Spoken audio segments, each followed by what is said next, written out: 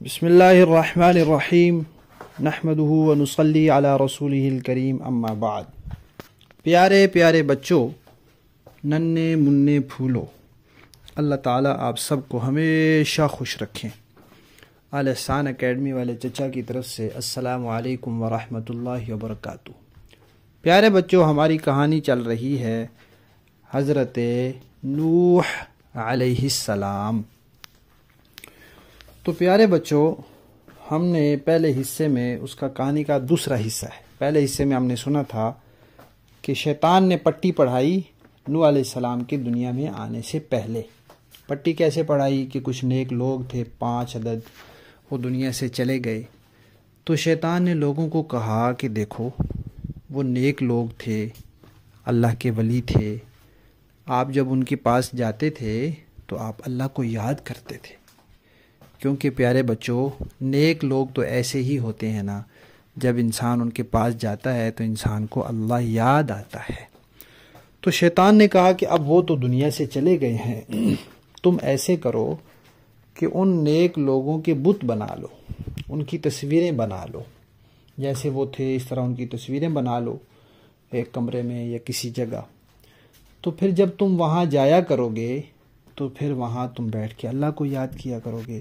تو جیسے ان کی زندگی میں تمہیں ان کے پاس جانے کا فائدہ ہوتا تھا، اب ان کی دنیا سے جانے کے بعد بھی تم یہ فائدہ اٹھاؤ اور تصویریں بناؤ، ان کے بت بناؤ، اور پھر ان کے پاس جا کے بیٹھا کرو تاکہ تم اللہ کو یاد کرو۔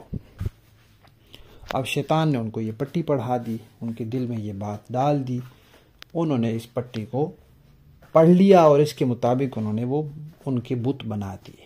حالانکہ ان کو تو یہ سوچنا چاہیے تھا کہ یہ جو نیک لوگ تھے یہ خود ساری زندگی تصویر سے منع کرتے رہے، بت بنانے سے منع کرتے رہے، اور ہم ان کو ان کی باتوں کو نہ مانیں تو یہ تو گناہ کی بات ہے، کیونکہ انہوں نے دین کا مسئلہ بتایا ہوا ہے، شریعت کا مسئلہ بتایا ہوا ہے۔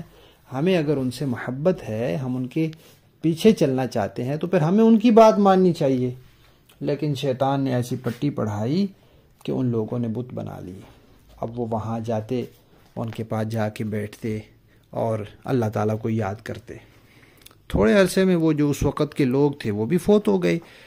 پھر اور جو ان کی اولادیں تھیں، اب ظاہر بات ہے انہوں نے تو ان بزرگوں کو دیکھا ہی نہیں ہوا تھا۔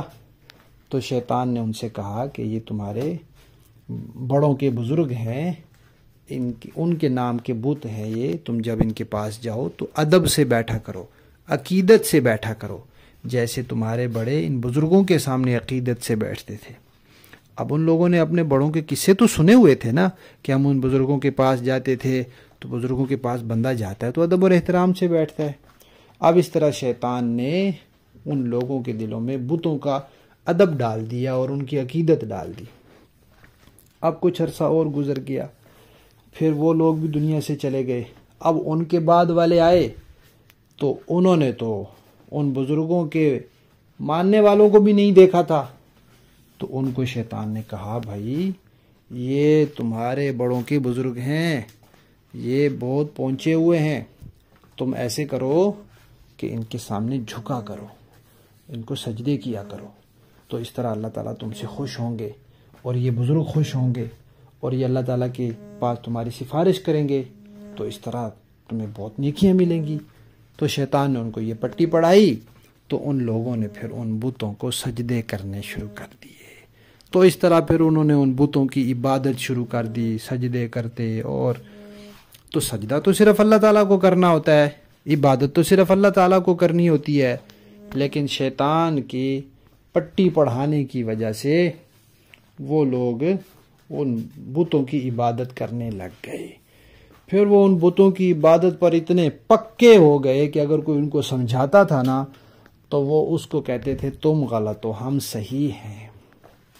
تو اس طرح کر کے شیطان نے ان کو کفر میں اور شرک میں مبتلا کر دیا۔ پھر کیا ہوا، پھر ہم انشاءاللہ کہانی کے اگلے حصے میں سنیں گے۔